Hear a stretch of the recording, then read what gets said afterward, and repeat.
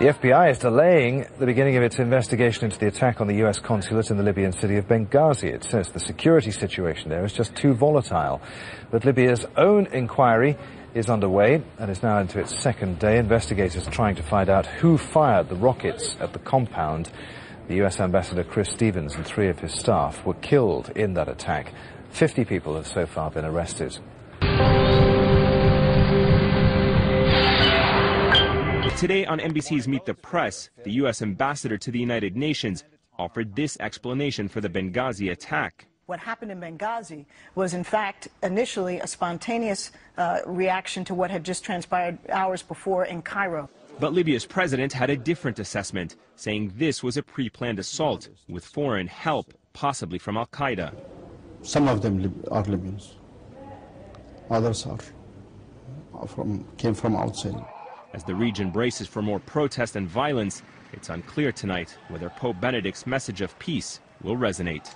Lester, as the investigation here intensifies, more suspects are being rounded up by Libyan officials, and so too is the intelligence. The question now is whether the government or the U.S. is going to act to bring these perpetrators to justice. The Hezbollah chief describes the low-budget film that mocks Prophet Muhammad as the worst attack ever on Islam, worse than Salman Rushdie's satanic verses or the burning of the Quran in Afghanistan. Nasrallah said his Shiite militant group would organize protests in several cities across Lebanon over the next week, starting Monday in Beirut. He also called on people throughout the Islamic world to continue to demonstrate against the film, but added Muslims must not attack embassies. On Friday, a protest in the northern Lebanese city of Tripoli turned violent, leaving 1 person dead and 2 U.S. fast food chains KFC and Hardee's set on fire. Meanwhile, in Lebanon, Hezbollah's leader says those who are behind that film and those who are supporting it should be punished. In a televised speech, Hassan Nasrallah said Muslims should not attack embassies, but he said the film demands a response. I believe that these offences in the film are so great and dangerous. I can also claim that they are unprecedented, as introduced by this film.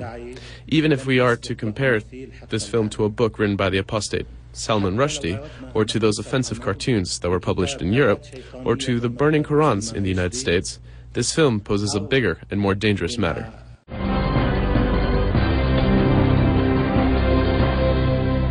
More than 1,000 Pakistanis took part in a rally Sunday in the southern city of Karachi. About 100 of them tried to break into the U.S. Consulate General. They fought with security forces.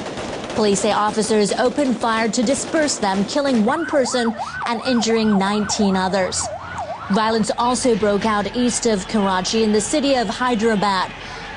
Police opened fire on protesters. A stray bullet hit a pedestrian. People in the capital, Islamabad, and the eastern city of Lahore held their own anti-U.S. rallies. The country's security authorities are warning these protests could intensify.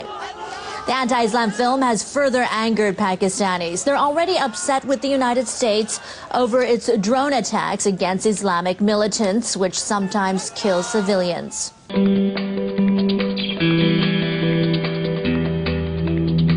In the Afghan capital, Kabul, a 4th day of protests against the film have turned violent.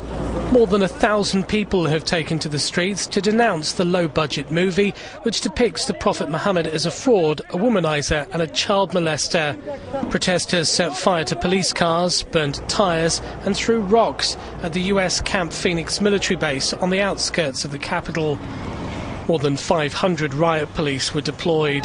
A local police commander says more than 20 of his officers were slightly injured after being hit by rocks.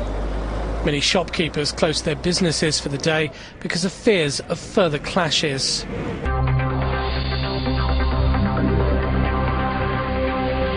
The protesters set several cars on fire. The police tried to fire into the air to prevent the demonstration spreading. We understand that some of the protesters were armed as well. We believe that around 40 police were injured. That's mostly because of stone throwing by the crowd. Now, this all took place outside a US base, Camp Phoenix. It's on the Jalalabad Road, about 6 miles from the city centre. It's a previous flashpoint for such demonstrations. But the Afghan government has been very determined to contain these film protests. We've seen a few over previous days.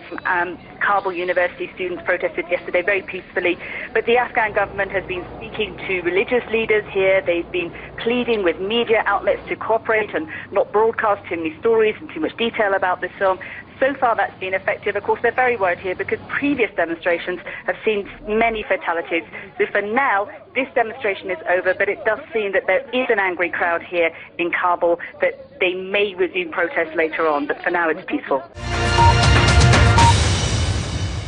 Afghanistan has joined Malaysia, Indonesia and Egypt in asking for access to the clip to be banned in their countries.